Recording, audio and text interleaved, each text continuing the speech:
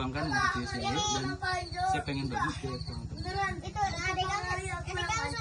Nah, alhamdulillah bisa ngumpul ya sama teman-teman. Mungkin ini kali pertama saya mau Mamsus sudah pernah ketemu. Mungkin namanya aja saya nggak hafal. Namanya saya nggak hafal. Ketemu waktu itu nikahan Mamsus ya. Ya alhamdulillah bersyukur gitu bisa ngumpul di tempat yang indah ini. Awal berangkat ke sini tuh apa ya, karena niatnya pengen nyenengin istri, nyenengin anak-anak. Sebenarnya malah Anda yang ngajak, Indah yang ngajak. Ya merasa terbantu gitu. Sebenarnya tugas kepala keluarga juga yang ngasih ini juga nih, rekreasi buat keluarga. Alhamdulillah bisa tercapai gitu. Makanya sebenarnya namanya cuma rencana, alhamdulillah bisa kumpul. Dan terima kasih juga buat yang inisiator. Siapa inisiatornya ini?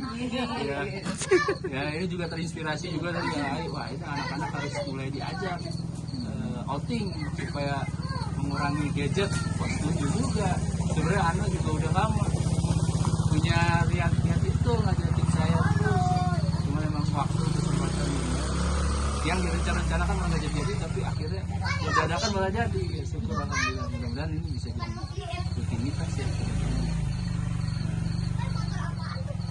Bagusnya kan bukan cuma ngumpul, karena kalau di alam biasanya kalau anak-anak mapala pencinta alam tuh ya sekalian tafakur alam gitu. Nah saya teringat kemarin baru aja guru ngaji gitu nyampein ke saya, namanya Ustadz Felix Yao, ngajinya di YouTube saya ngaji. Dia bilang kalau kita mau ngaji itu sebenarnya yang kita ngaji kan biasanya Quran ya. Quran itu di dalam Quran ada ayat-ayat. Ayat-ayat Tuhan itu sebenarnya bukan cuma yang ada di Quran.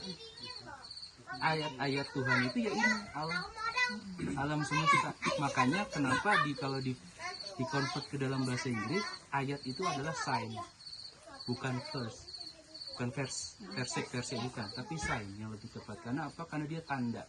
Salah satunya tanda-tanda ya ada di dalam kitab suci. Tapi bukan cuma dalam kitab suci, ya ini alam semesta ini tanda-tanda dari Tuhan. Supaya kita belajar. Doanya Nabi Ibrahim juga ketika dia bangun Ka'bah ya, merenov Ka'bah, dia bilang turunkan Nabi yang bisa ngajarin kami ayat-ayat Tuhan. Padahal dia sendiri Nabi, tapi dia minta turunkan Nabi, maksudnya itu turunkan Nabi Muhammad yang bisa ngajarin kita ayat-ayat Tuhan, yang bisa ngajarin kita kenapa bumi ini diciptakan. Sekarang saya pengen nanya deh ke teman-teman, saya yakin teman-teman juga mungkin udah lebih tahu ngapain Tuhan nyiptain alam seindah ini ya. Indah banget nih, kalau siang ntar kita akan lebih kelihatan indahnya. Tadi aja di perjalanan udah kelihatan, tapi ntar dihancurin gitu. Kira-kira buat apa? Kenapa Tuhan ngapain? Tuhan nyiptain alam yang seindah ini tapi ujung-ujungnya buat dihancurin, buat kiamat gitu, buat apa? Nah inilah yang dalam titik balik saya sadari, oh iya ya, hidup nih ya bukan sekedar untuk dinikmati, bukan. Ya hidup ini cuma ujian. Kehidupan kita sebenarnya ntar ya ketemu di surga, ada Vario katanya di sana. Kehidupan yang sebenarnya di sana, di sini tuh nggak ada apa-apanya, ntar hancur. Masalah kita nggak tahu kapan hancur. Terus jadi besok, jadi lusa, jadi tahun depan kita nggak tahu, nggak ada yang tahu. Nabi aja nggak ada yang tahu apa yang kita. Dari situ saya juga sadari hidup ini ujian. Maka setiap langkah dalam hidup kita, setiap aktivitas harus jadi ibadah. Ibadah itu bukan cuma sholat. Ya, saya yakin teman-teman juga udah paham lah cerita ini, atau pengetahuannya dari pengalaman, dari guru-guru. Cuman saya cerita karena titik balik saya. Hidup ini ya ibadah. Ada ayat dalam Al-Quran, surat Al-Ankabut ya, ayatnya saya lupa. Wa ma khalaqtul jinna illa ins ila liya'budun. Tidaklah aku ciptakan jin dan manusia melainkan untuk menyembah. Jadi kita diciptain cuma buat nyembah. Kita ngumpul kayak gini sejatinya beribadah. Makanya tadi sebelum berangkat, ini niat ini baru tercetus tadi pagi sebelum berangkat. Saya bilang sama Ani, Pun, gimana kalau nanti malam pas ngumpul ayah sekalian keluluhan aja. Kenapa saya ngomong kayak gitu? Karena dari pertama niat bilang mau berangkat sehari sebelumnya sampai tadi pagi itu saya mikir gimana caranya ngumpul ini ada nilai lebihnya. Saya ibadah, iya kan, ibadah nemuin anak yang nangis itu ibadah ya. Iya kan, rekreasi itu kan bagian dari nafkah. Tapi kayaknya ada yang kurang deh. Ada potensi saya yang bisa saya kasih lebih buat anak istri saya, buat teman-teman di sini, yaitu diskusi ini supaya lebih nilainya gitu. Mungkin paling nggak lama lah, cuman setengah jam insya Allah. Ya mudah-mudahan setengah jam ini pulang dari sini saya punya teman-teman lebih banyak yang bantu saya untuk menyebarkan semangat ini, yaitu semangat anti korupsi. Nah tadi saya cerita tentang kekayaan alam ya, keindahan alam. Di Indonesia ini nggak kurang kekayaan. Dulu ketua KPK namanya Abraham Samad. Waktu dia masih menjabat dia pernah bilang, kalau kekayaan alam Indonesia ini dikelola benar, terus dibagi rata ke semua rakyat Indonesia, setiap orang setiap bulan itu bisa dapat puluhan juta. Jadi nggak ada yang miskin sebenarnya. Itu masalahnya kekayaan alam ini dikuasai sama oligarki yang mungkin teman-teman sering dengar istilah itu. Dikuasai sama orang-orang tertentu, kelompok-kelompok tertentu. Nggak nyampe.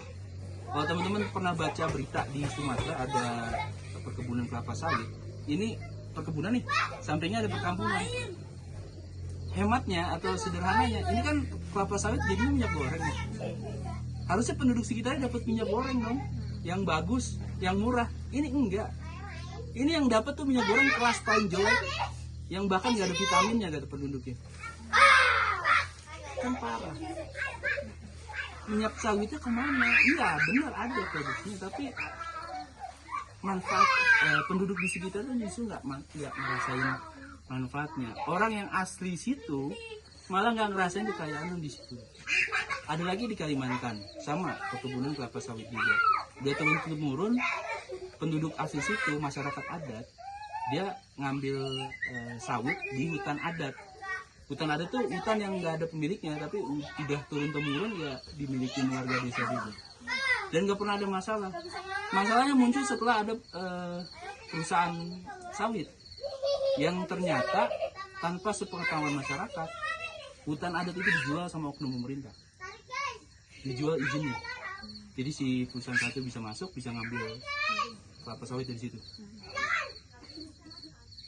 Si masyarakat adat yang biasa ngambil sawit di situ nggak tahu kan, dia ngambil aja, panen aja, nggak tahunya di polisi, bahkan sampai dipenjarain, dipidanain. Dan itu sempat diperjuangin sama aktivis HAM gitu ya, supaya ini nggak adil. Ternyata masyarakat adat yang nggak tahu itu hutan dijual. Udah jelas ini oknum ini menjual karena pengen dapat keuntungan pribadi.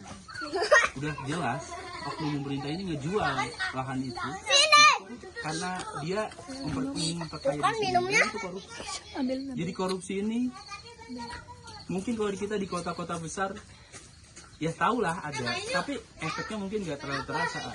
Tapi kalau di desa, daerah 3T, pinggir, terluar, tertinggal, itu terasa banget. Dan kita nggak bisa bilang kita orang Indonesia sejahtera ya karena di kota. Nggak bisa kita generalisir orang Indonesia ada sejahtera, nggak bisa, karena di daerah sana enggak, ketimpangannya begitu jauh.